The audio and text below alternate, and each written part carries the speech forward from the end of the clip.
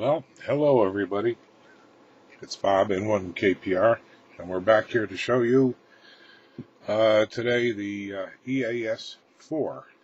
The 4 is an ongoing part of the development of the EAS system. If you have seen my other YouTubes, you'll know about the EAS-3, an AM-only DX receiver. We now have the 4, which is the an outgrowth of what we learned building the 3 and some of the nice things we wanted to add to it. Some refinements, if you will. Number one is we've gone to a yellow display. I know this video doesn't show that very well, but it's much more pleasant than the red display. We've added, we've removed the ability to measure microvolts and S units. As you can see, this is the 3, and let's go over here. That is now reading S units calibrated at 50 microvolts for S9, and we could also select the actual microvolt level. In the 4, we've eliminated the S unit reading because the microvolt thing is probably more meaningful as a reference point anyhow. We've also added a small separate detector circuit that references the incoming signal to the noise level, or the noise floor, or the atmospheric noise coming down the antenna. So I'm just going to shut off the antenna here. You can see it's blinking to indicate there's no antenna connection electrically. And we're going to watch under the microvolt meter there for the detector circuit to check against the AGC. And as you can see, it's found a fault in the signal feed line, or a signal feed chain, and it's telling the operator that the actual data on the carrier is down below the noise, whatever the noise level happens to be, man-made or atmospheric, but it's not happy. So I'll put the antenna back in, and as you can see, the fault light went away. We retained in this 4, the same as the 3, we've retained the pre-selector circuitry. So we can go into pre-select and in 3 bands, low, medium, and high, across the broadcast band, actually from about 300 kilohertz to 2 megahertz. We can actually come in here and select which part of that band and do the fine-tuning here. We've got a 20 dB preamp that we can kick in. I'll do a little demo here. I'll bring the incoming microvolt level down to about 34 microvolts. Let me throw in the preamp. You can see it brings it right up.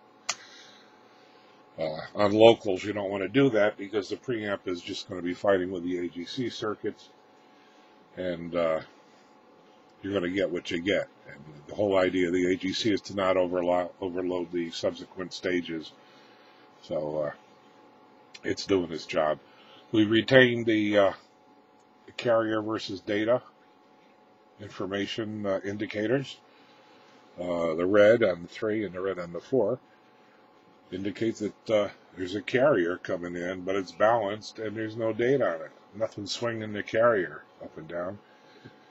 The yellow light indicates that the detector is actually extracting audio data from the carrier. So we move that around a little bit, but it's basically the same. Also on the 4 here, we've added a bass and treble filter circuit. So we could boost or cut the bass and treble and kind of broadband shape the audio a bit. That works very nicely for long-term listening. You could actually, with the treble control, you could actually pull some of the background noise out. Or you could compensate for the type of loudspeaker you're using. Maybe you want more bass or more high-end. We retain the line level drives. It'll go off and feed the transmitter or recording device or the whatever recording or broadcast facility you have. And, of course, a volume control. Covering their mistakes. And we have a local talker on right now. Doing the destruction of their opponents for them each and every We also have the capability of switching out the detector circuit if we want to go into standby, waiting for a queue up from a local or remote transmitter feed if we're doing a remote, or from the recording engineer if we're doing sound checks. We can do that. And, of course, the duplexed tuning. Here we have BCD input tuning indicator, megahertz, hundreds of kilohertz, and tens of kilohertz. We could switch over. You can see by these two lights here, we'll switch over.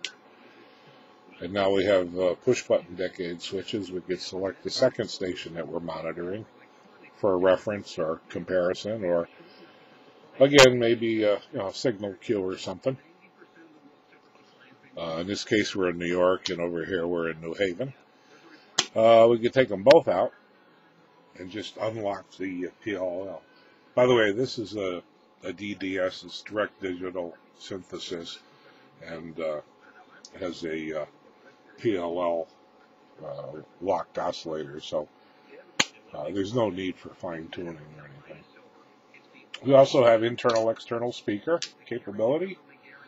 For your convenience, I can make the LEDs brighter, or the meters brighter. And as with all the other stuff, we have emergency backup indication. With everything off, you'll still have the yellow lights, and that means that there's an active ground in the rack system. And in fact, there's power coming in, be it battery, generator, or AC mains. This tells you you've got some kind of power available to run in an emergency. In the case of an emergency, the EAS will receive a NOAA, National Weather Service tone over the air. I guess we're all familiar with that tone. That tone will trip a relay and turn the audio switch on to send this to an emergency transmitter, or whatever you want to do in the case of emergency to signal other people what's going on.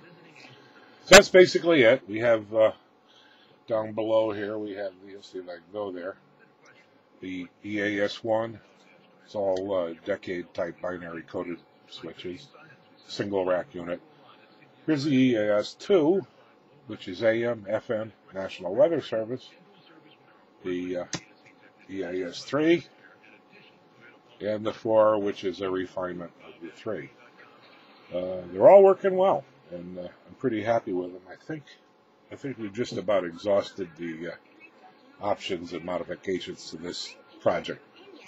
So anyhow, thanks for looking. My name is Bob. I'm N1KPR. I have a website, bobsamerica.com, bobsamerica.com.